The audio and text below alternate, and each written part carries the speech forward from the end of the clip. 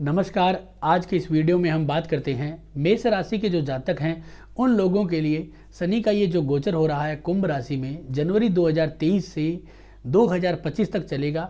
2.5 वर्ष का समय रहेगा। कैसा परिणाम देगा बारीकी से चर्चा करते हैं और हम इसको कैसे स्पेशली प्रेडिक्ट कर सकते हैं। देखिए, अगर आपके पास जन्म कुंडली है और इस ज्योतिष में आप रुचि रखते हो और थोड़ा सा ज्योतिष में खुद भी अगर फलादेश करना चाहते हो तो मैं आपको कुछ ऐसे पॉइंट बता दूंगा जिससे कि आप ये आइडिया लगा लोगे कि ये जो गोचर हो रहा है 2023 में, मुझे 2023 के मध्य में रिजल्ट देगा, अंत में देगा, 2024 में देगा या फिर 25 में रिजल्ट देगा। बहुत ही सिंपल तरीके से आप आइडिया लगा सकते हो। तो आपको कैसे करना है, सब चीज़ों पे बारीकी से चर्चा करेंगे। सबसे पहले मेरा ये जो यूट्यूब चैनल है शिवाय एस्ट्रोलॉजर, आप इसे सब्सक्राइब जरूर करें, नोटिफिकेशन बेल को प्रेस करें, क्योंकि हम आगे और भी बहुत सारे वीडियोस बनाएंगे जो शनि के राशि परिवर्तन के ऊपर होंगे, गोचर के ऊपर होंगे, सभी राशियों के ऊपर होंगे। लाइव सेशन रखेंगे और आपको पता ही है कि मैं हर संडे लाइव सेशन करता हूं जिसमें मैं फ्री में जन्म कुंडलियाँ काफ़ी सारी देखता हूं। तो हम गोचर के ऊपर भी ऐसे लाइव सेशन करेंगे जिसके भी आपको लाभ मिलेगा। तो आप जुड़े हुए रहिए और कुछ हम ऑनलाइन क्लासें भी करेंगे जिसका भी आपको लाभ मिलेगा। तो सबसे पहले जो मेष राशि के जातक, अब देखिए, जिन लोगों का बोलता हुआ नाम मेष राशि को सिग्निफिकेट करता है या फिर जिनकी जन्म कुंडली में चंद्रमा 1 नंबर राशि में बैठा है, जैसे आपके सामने स्क्रीन पे चंद्रमा 1 नंबर राशि में बैठा है, इसका मतलब कि जातक की मेष राशि है। अब मेष राशि से शनि का जो गोचर हो रहा है वो हो रहा है एकादश भाव यानी कि लाभ घर में। शनि वैसे तो कारक है दुखों का, तकलीफों का, संताप का, पीड़ाओं का, कहीं ना कहीं कार्यों को बिगाड़ने का और कार्य को इस स्थिति से करने का, यानी धीरे धीरे करना जिससे कि हम बहुत ज़्यादा इरिटेट और परेशान हो जाते हैं। तो ये सारी चीज़ें शनि देता है, परंतु कुछ नियम होते हैं जिनके द्वारा शनि बंध जाता है या कोई भी ग्रह बंध जाता है। जैसे कि अशुभ ग्रह हमेशा 3, 6 और 11 इनमें बहुत अच्छे परिणाम देते हैं, जैसे कि राहु, केतु और शनि। चंद्रमा अगर आपका मेष राशि में है तो इससे शनि आपका एकादश में चला गया, तो शनि यहाँ पे शुभ परिणाम देने के लिए बाध्य हो चुका है। तो एक तो ये लाभ मिलेगा। अब क्या क्या शुभ परिणाम मिल सकता है, देखिए, एक यहाँ पे एक चीज़ बहुत इंपॉर्टेंट आपको समझना है कि मेष राशि के जो भी जातक है सब लोगों को लाभ और सब लोगों को हानि हो ऐसा नहीं है। हर व्यक्ति को जन्म कुंडली के जो परिणाम मिल रहे हैं वो अपनी दशा अंतर्दशा और अपनी उम्र के पड़ाव के अकॉर्डिंग भी मिल रहे हैं, तो वो भी हमें आइडिया लगाना है। तो हमें यहाँ पे ये देखना है कि अगर हमारे एकादश भाव में गोचर कर रहा है शनि, एकादश भाव है हमारी इच्छाओं का, प्राप्ति का, लाभ का, मनोकामनाओं पूर्ण करने का, सभी बातें एक ही है। तो यहाँ पे शनि जब गोचर कर रहा है तो हमारी इच्छाएं पूर्ण करेगा। कौन कौन सी इच्छाएं पूर्ण कर सकता है, देखिए, सबसे पहले तो शिक्षा के क्षेत्र में लाभ होने का योग बनता है, बहुत ही अच्छा लाभ का, क्योंकि शनि की एक 7वीं दृष्टि आएगी पंचम घर में जो आपको गुणवत्ता, इंटेलिजेंसी दिलाता है, वो लाभ बनता है। इंजीनियरिंग के क्षेत्र में आपको लाभ बनेगा।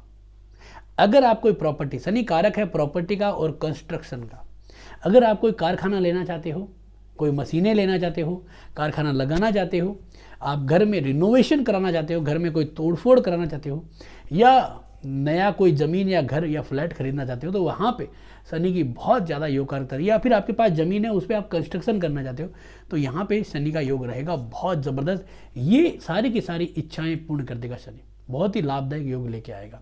तो आप इन सब चीज़ों के लाभ ले सकते हैं। दूसरा कि यहाँ पे आया हुआ शनि जो है वो आपको, शनि की एक दृष्टि क्या होगी, शनि क्या मृत्यु हंता होता है, मृत्यु तुल्य कष्ट जरूर देता है अगर वो अशुभ हो तो, लेकिन वो मृत्यु नहीं देता है, वो मृत्यु से बचा के भी लेता है। शनि की एक दृष्टि आ रही है आपके 8वें घर के अंदर वृश्चिक राशि के ऊपर। तो इसका तात्पर्य क्या हुआ कि आपको अगर कोई लंबी बीमारी है जो सॉल्व नहीं हो रही है और आप चाहते हो मैं जल्दी से ठीक हो जाऊं, तो शनि का ये गोचर आपको लाभ दे देगा।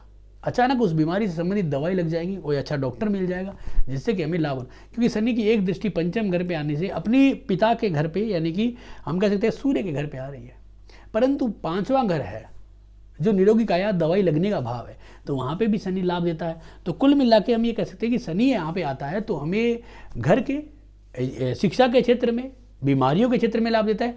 अब बात करते हैं आपकी मैरिज लाइफ से संबंधित। देखिए, मैरिज में शनि तलाक का कारक है, मैरिज में शनि जो है वो सेपरेशन का कारक होता है, परंतु जब हमने कहा है कि शनि 3, 6 और 11 में अच्छे परिणाम देता है, मनोकामनाएं पूर्ण करता है, तो आपको प्रेम विवाह के भी योग बनाता है। लेकिन यहाँ पे शनि का जो प्रेम विवाह होता है उसमें क्या होता है कि लड़का और लड़की की जो उम्र का डिफरेंस जो है वो ज़्यादा होगा। दूसरा यहाँ पे क्या है कि प्रथम संतान के भी योग बनाएगा, सेकंड चाइल्ड के भी योग बनेगा, ये भी यहाँ पे लाभ दे रहा है। तो शनि के कुल मिला के हमें लाभ ही लाभ हो रहे हैं एकादश भाव में आने से। अब हानियों की अगर हम बात करें, अगर नुकसान की बात करें तो देखिए नुकसान की कैसे आइडिया लगाएंगे। नुकसान का आइडिया लगाने के लिए हमारे पास एकदम एग्जैक्ट क्या होना चाहिए, एग्जैक्ट होना चाहिए एक तो दशा, उसका नाम से हमें दशा अंतरदशा मिल जाएगी। अगर आपके पास ये नहीं है तो आपको क्या करना है कि आपका जो नाम का जो अक्षर है, स्वर्ण जो अक्षर होता है, वो अक्सर जिस नक्षत्र पे चरण पे आता है, जैसे मेष राशि में क्या होते हैं कि 9 चरण चलेंगे, तो 3 नक्षत्र होते हैं, अश्विनी भरणी और कृत्तिका, उसमें 9 चरण चलते हैं। तो आपको ये अगर पता चल जाता है कि मेरा नाम ये है और उसका ये चरण है, जैसे कि हम आइडिया लगा सकते हैं आसानी से जिसे किसी के नाम से, तो वो चरण और वो अगर नक्षत्र पता चल जाता है तो हमें ये देखना पड़ जाता है, पता चल जाता है कि उसका जन्म नक्षत्र कौन सा है, और उससे उसका जन्म, संपत्ति और विपत्ति और आपका जो है वो साधन और प्रत्येक तारा, ये सब तारा बना लेते हैं। जब हमें ये तारा मिल जाती है तो हम ये आइडिया लगा सकते हैं कि शनि का ये जो गोचर हो रहा है, जैसे कि एक उदाहरण छोटा सा दे देता हूँ।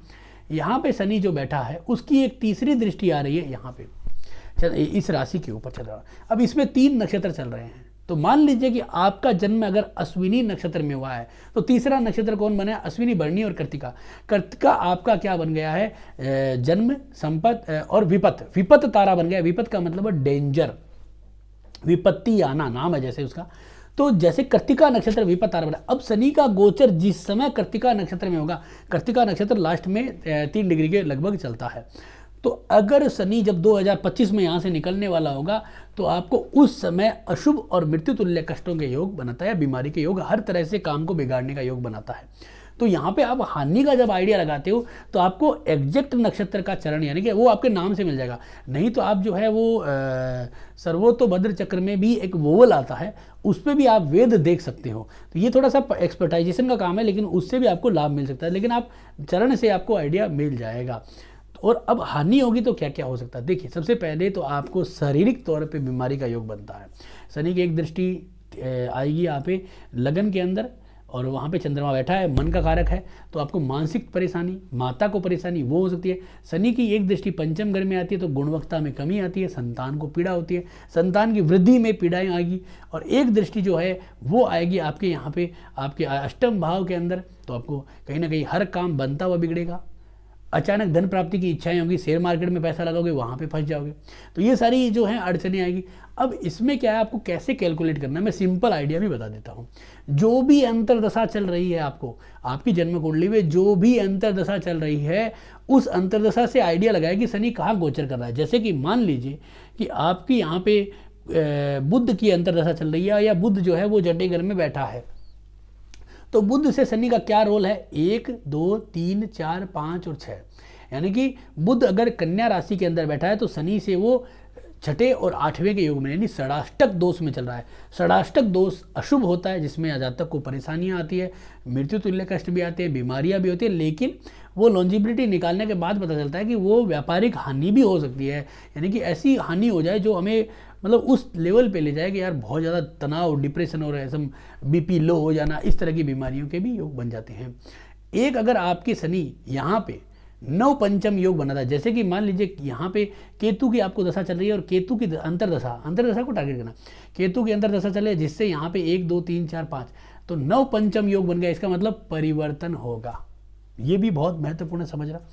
इसके बाद आपको देखना है कि जैसे मान लीजिए कि गुरु की दशा चल रही है, तो गुरु से शनि क्या होगा, द्वादश, और शनि से गुरु द्वि, तो द्विद्वादश योग है। इसमें आर्थिक हानि, मंदी, तकलीफें और कहीं ना कहीं आदमी खर्चों से जूझ जाता है, तो ये योग भी चलता है। तो आपको यहाँ पे इस तरह से आइडिया लगाना है। तो ये जो वीडियो बनाया था मैंने अच्छे और बुरे परिणामों को और कैसे कैलकुलेट करना है उनके ऊपर था। तो आपको कैसा लगा ज़रूर बताएं, अच्छा लगा तो लाइक करें, शेयर करें, सब्सक्राइब करें। धन्यवाद दोस्तों।